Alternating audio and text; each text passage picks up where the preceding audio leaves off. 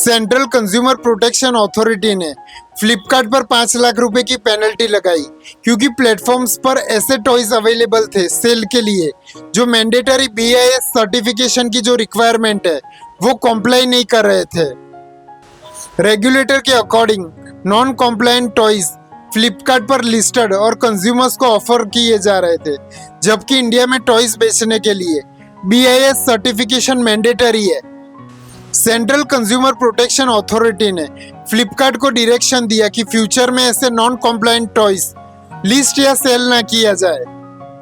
Toys quality control order 2020 के अंदर 14 साल से कम एज के बच्चों के लिए टॉयज को बेचने के लिए प्रिस्क्राइब इंडियन सेफ्टी स्टैंडर्ड्स की जो रिक्वायरमेंट है वो फॉलो करना जरूरी है। ऐसे टॉयज पर BIS स्टैंडर्ड मार्क होना जरूरी है। टॉयज के लिए BIS सर्टिफिकेशन की मैंडेटरी रिक्वायरमेंट 1 जनवरी 2021 से इफेक्टिव है। कंज्यूमर प्रोटेक्शन अथॉरिटी ने कहा कि ई-कॉमर्स प्लेटफॉर्म्स पर नॉन कॉम्प्लायंट टॉयज को अलाउ करना बच्चों की सेफ्टी के लिए सीरियस रिस्क क्रिएट कर सकता है। अथॉरिटी ने यह भी नोट किया कि BIS सर्टिफिकेशन और ISI मार्क जैसे इंपॉर्टेंट इंफॉर्मेशन अवेलेबल ना होने की वजह से कंज्यूमर सही डिसीजन नहीं ले पाते।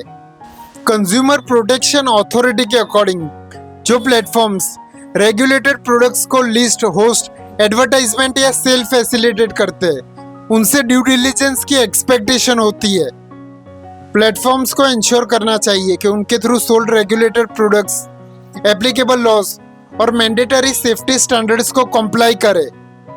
कंज्यूमर प्रोटेक्शन अथॉरिटी ने नॉन BIS कंप्लायंट की टॉयज की लिस्टिंग को अनफेयर ट्रेड प्रैक्टिस माना। अथॉरिटी ने इससे प्रोडक्ट क्वालिटी के बारे में मिसलीडिंग रिप्रेजेंटेशन भी कंसिडर किया। फ्लिपकार्ट को अपने प्लेटफॉर्म पर कॉन्टैक्ट डिटेल्स और ग्रीवेंस ऑफिसर की इंफॉर्मेशन भी डिस्प्ले करने के लिए कहा गया है, जिसकी वजह से कंज्यूमर्स को इजीली एक्सेस मिल सके और वो इजीली कंप्लेंट फाइल कर सके। कंज्यूमर प्रोटेक्शन अथॉरिटी ने फ्लिपकार्ट को पेनल्टी सबमिट करने और कॉम्प्लायंस रिपोर्ट फाइल करने के लिए 15 दिन का समय दिया है।